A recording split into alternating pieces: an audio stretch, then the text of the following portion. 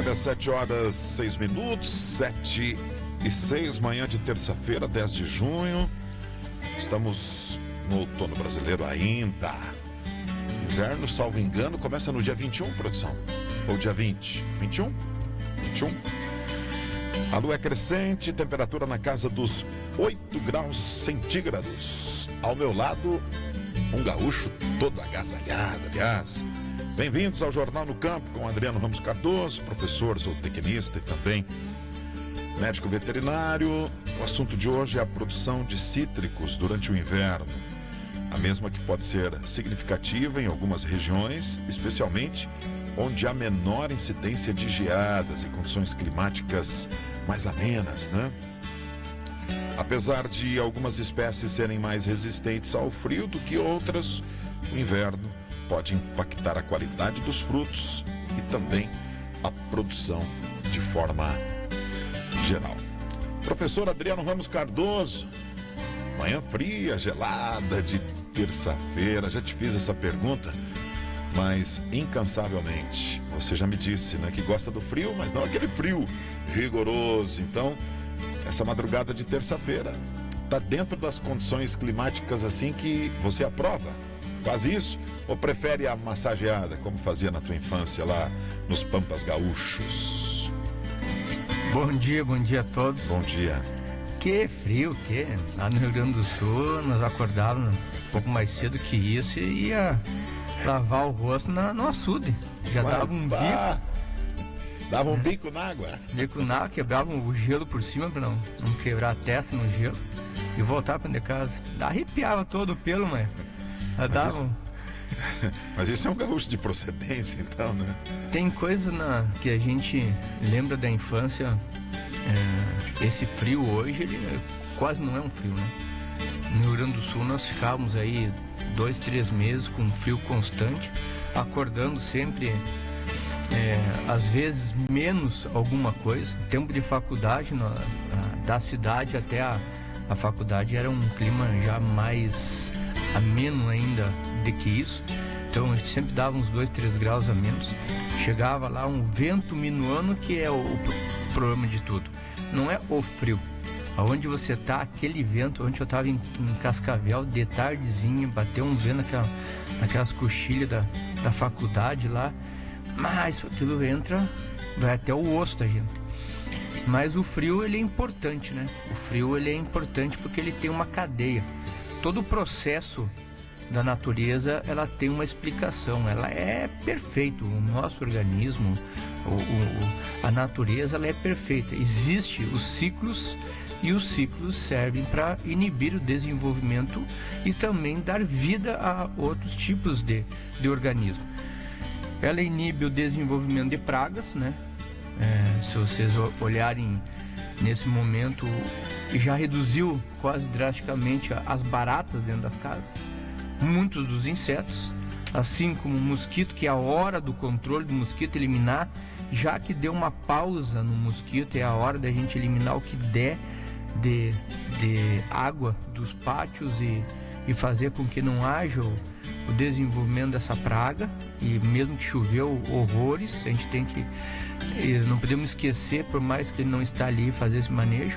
E as pragas das culturas, e é o que nós entramos nos citros.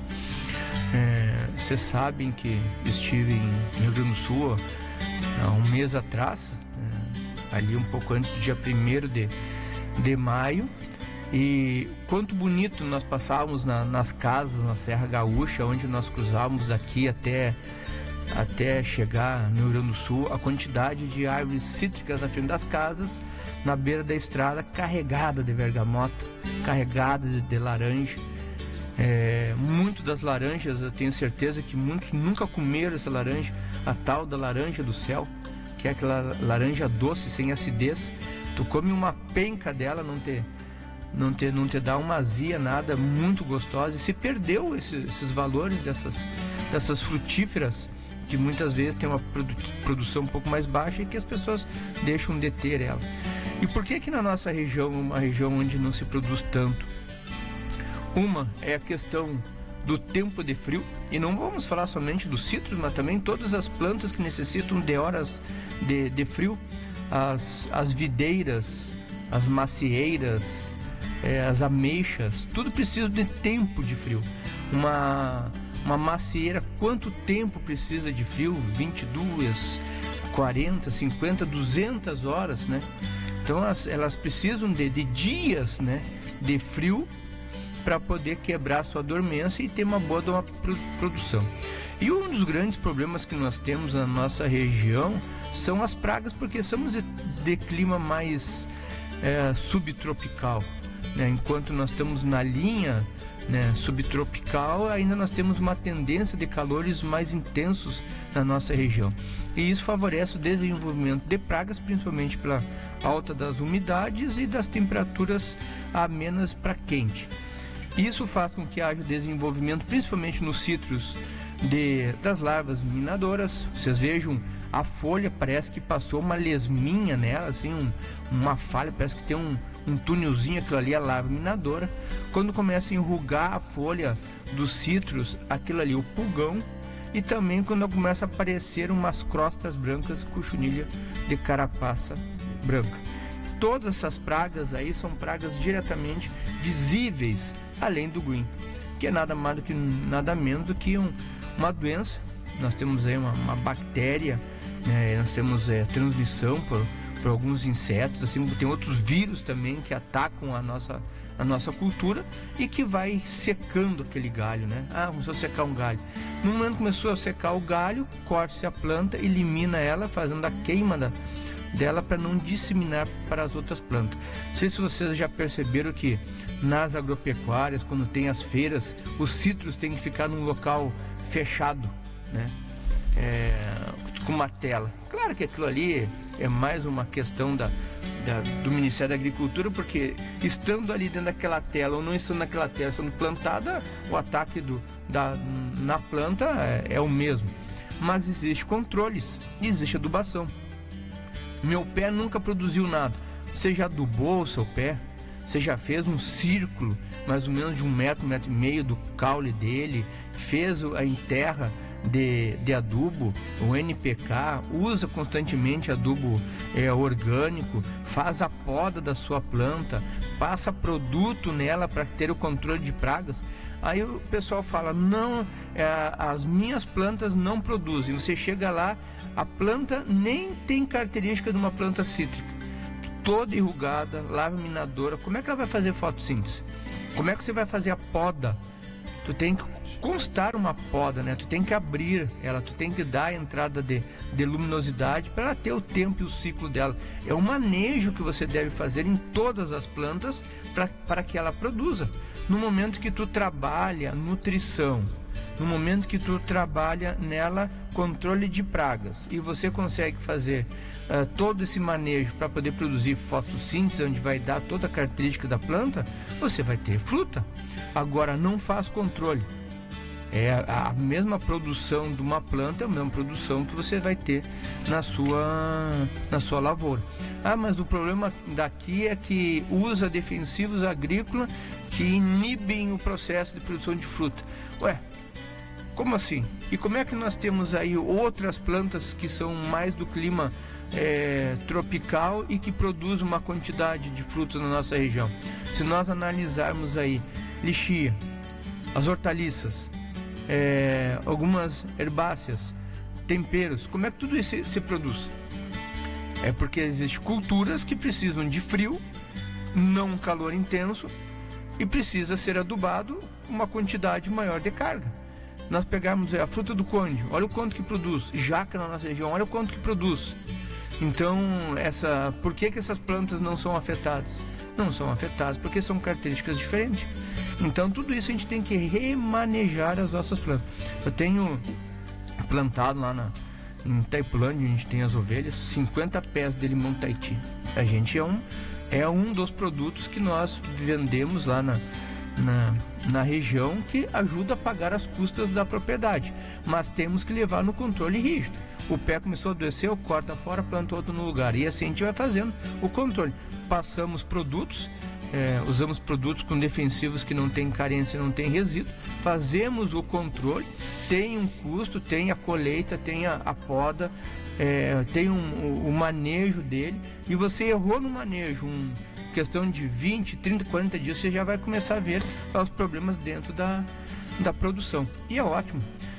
Eu lembro que eu visitei algumas propriedades no Rio Grande do Sul que se criavam ovinos debaixo das produções, erguia-se a poda das plantas, porque o ovino não é que nem o caprino. O caprino ele come até o talo da planta. O ovino não, ele não descasca a planta. E o pessoal criava debaixo. Tanto é que o Raul Rondon, que é um dos precursores de alguns vinho miolo no Rio Grande do Sul, e outras empresas que se adaptaram ao Almaden, eles usaram técnicas diferentes de produção de uva e utilizam a ovinocultura no meio para fazer o controle de ervas e também fazer o controle de pragas, porque no momento que você começa a reduzir as ervas que existem ou as plantas que você vai plantar no meio do parreiral, ele faz o controle. E é de onde tem umas melhores cabanhas de ovinos Texel no Rio Grande do Sul, veio em função dessa característica da criação, que fez um consórcio entre frutas e ovinocultura. Então veja que a gente tem que se adaptar, a gente tem que começar a visualizar a nossa propriedade como algo produtivo, aonde eu posso colocar em cada espaço e que tipo de produto. E muitos dos erros de manejo é sombreamento. Você chega na propriedade, minhas frutas aqui não dão. Tá, mas olha a incidência de luz, aonde teria que estar entrando luz. Você tem árvores o dobro do tamanho dos seus citros e tu não tem a luminosidade do dia, tem só a luminosidade da tarde. Ou tem o da manhã e não tem da tarde. Então, posicionamento, criações à volta, desenvolvimento das suas plantas, adubação, controle de pragas, tudo isso tem que fazer um manejo. Uma vez que não fez o manejo, deixou a Deus dará, aí é contar com a sorte, né? E coisa bem boa comer uma bergamota no sol, né? Meu Deus! Como tu citaste, né? A laranja do céu, lembrei eu aqui da laranja lima, da laranja natal, característica da nossa região, a laranja de umbigo, a laranja Bahia, a laranja pera, né, Adriano, que é a mais consumida, né? Enfim. Contar só para encerrar o assunto, quando eu vim para São Miguel, a gente tinha uma parceria ali com o Delcio, então na fazenda nós íamos revisar o gado e eu sempre puxava a ponteira, né? E na época nós tínhamos uns pés de lima que era estratégico. Nós íamos dar quase 1,5 quilômetro para ir e para voltar. Então nós íamos, mexia com gado, na ida já ia catar umas 2, 3 limas, na volta mais umas, sentava para tomar, né, comer, que era a água que nós levávamos. Então quanto que a gente lembra, né, dessas passagens da nossa... E vai se perdendo, né? Tu vai tendo aquela cultura, vai se adaptando, vai morrendo os pés, tu vai trocando, tu vai mudando. E é esse o sistema.